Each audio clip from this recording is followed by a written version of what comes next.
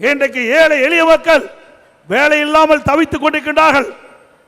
அவர்களுக்கு உணவு கிடைக்க வேண்டும் என்ற அடிப்பிலே அம்மா உணவகம் குறைந்த விலையில் கொடுத்துட்டு இருந்தோம்.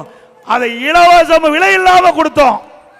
எல்லா அம்மா உணவகத்திலையும் ஏழைகள் வயிறார சுட சுட சுவையான உணவு கொடுத்த அரசாங்கம் அதிமுக அரசாங்கம். மாற்றுத்திறனாளிகளுக்கு, வயது முதியவர்களுக்கு, கர்ப்பிணி பெண்களுக்கு வீடு தேடி அம்மா உணவகம் சமூக கூடங்களிலே உணவை தயாரித்து வீட்டிலே கொண்டு கொடுத்து காப்பாற்றி மக்களை காப்பாற்றி அரசாங்கம் அதிமுக அரசாங்கம். ஒரு நாளைக்கு 7 லட்சம் பேருக்கு உணவு கொடுத்தோம். ஒரு நாளைக்கு 7 லட்சம் பேருக்கு உணவு கொடுத்தோம். அப்படி ஏதாவது ஒரு செயலையாவது உங்களுடைய ஆட்சியிலே பார்க்க முடிஞ்சதுங்களா? ஒரே ஒரு செயல், கொள்ளையடிப்பது தான் செயல். எல்லா துறையிலும் ஊழல் இல்லாத துறையே இல்லை. டாஸ்மாக் 10 ரூபாய் யாருங்க? பாலாஜி. எந்த காலத்திலும் மக்கள் மறக்க மாட்டாங்க. இன்றைக்கு தமிழகத்தில் சுமார் 6000 மதுக்கடைகள் இருக்கின்றன, டாஸ்மாக் கடை. அந்த 6000 டாஸ்மாக் கடையில் ஒரு நாளைக்கு 1.5 கோடி பாட்டில் விற்பனை ஆகுது. ஒரு பாட்டிலுக்கு 10 ரூபாய்னா ஒரு நாளைக்கு 15 கோடி விஞ்ஞான முறையிலே ஊழல் செய்கின்ற ஒரே அரசாங்கம் திராவிட முன்னேற்ற கழக அரசாங்கம்.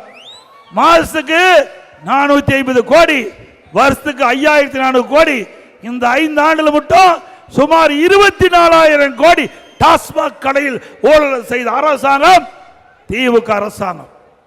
இவ்வளவு ஊழலும் செஞ்சுட்டு எங்களை பற்றி பேசுவதற்கு அருகதை இல்லாத மனிதர் திரு ஸ்டாலின் அவர்கள். அது மட்டுமல்ல, நம்முடைய பள்ளியிலே படிக்கின்ற மாணவர்கள் மன உளைச்சல் இருந்தாங்க. ஆல் பாஸ் போட்டு கொடுத்த எல்லாத்துக்கும் ஆல் பாஸ். கல்லூரியிலே படிக்கின்ற மாணவர்கள் ஆன்லைனில் வகுப்பு நடத்தினோம். ஓராண்டு வீணா போய்விட என்று கவலைப்பட்டுக் கொண்டிருந்தார்கள். அவருடைய கவலை நீக்கின்ற விதமாக ஆன்லைனில் வகுப்பு நடத்தினோம், ஆன்லைனிலே தேர்வு நடத்தினோம். அவர்களும் அந்த ஆன்லைனிலே தேர்வு எழுதி அவர்களும் தேர்ச்சி பெற்றார்கள். எப்படி அனைத்து இந்திய அண்ணா திராவிட முன்னேற்ற கழக ஆட்சியிலே மக்களுக்கு தேவையான உதவிகள், மாணவருக்கு தேவையான உதவிகள், இளைஞர்களுக்கு தேவையான உதவிகள், தொழிலாளிக்கு தேவையான உதவிகளை அவ்வப்போது சரியான நேரத்தில் திட்டமிட்டு செயல்படுத்திய காரணத்தினால அண்ணா திமுக ஆட்சி பொற்கால ஆட்சி என்று மக்களால் போற்றப்படுகிறது. 5 வருஷம் இன்றைக்கு முடிய போகுது. அடுத்த மாசம் தேர்தல் அறிவிக்க இருக்கிறாங்க. அதுக்கு அடுத்து ஏப்ரல் மாசம் தேர்தல் வர இருக்கிறது. சிந்திச்சு பாருங்க. இந்த 5 ஆண்டுல பேர் வைக்கிறதுக்கு மட்டும்தான் முன்னுரிமை. தினம் ஒரு பேரு, தினம் ஒரு பெயர், போட்டோ ஷூட், பத்திரிகையில் விளம்பரம். இதுதான் ஸ்டாலினுடைய அரசாங்கத்தினுடைய நிலைமை. தினம் பத்திரிகையில தினந்தோறும் பத்திரிகையில முழு பக்க விளம்பரம். இன்னைக்கு பாருங்க, எல்லா பத்திரிகையிலும் முழு பக்க விளம்பரம். ஒரு பக்கத்துக்கு விளம்பரம் செய்ய வேண்டும் என்றால் உங்களுடைய வரி பணம் 50 லட்சம் ரூபாய் செலவு பண்ணணும்.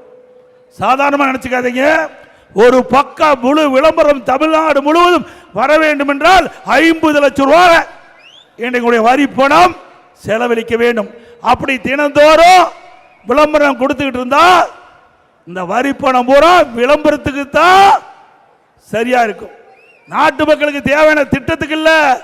மக்கள் படுகின்ற கஷ்டத்தை பார்க்கல, ஏழைகள் படுகின்ற துன்பத்தை பார்க்கல. அவருக்கு விளம்பரம் செய்ய வேணும். அதுக்கு மக்களுடைய வரி பணத்தை ஊதாரித்தனமா செலவழிக்கின்ற முதலமைச்சர் ஸ்டாலின் தேவையா? யாருடைய பணம் இது? ஏழைகளுடைய பணம், மக்களுடைய பணம். நீங்க விளம்பரம் பண்ணுங்க, வேண்டான்னு சொல்லல. அதுக்காக தினந்தோறும் முழு பக்கம் விளம்பரம் செய்ய வேணுமா? அப்படின்னா எவ்வளவு பணம் செலவழிக்கிறீங்க? இந்த பணத்தை ஏழைகளுக்கு உதவுங்க. நிறைய திட்டங்களை கொண்டாங்க, நாங்க வரவேற்கிறோம். ஆனா இந்த ஆட்சியில் அதெல்லாம் பார்க்க முடியாது.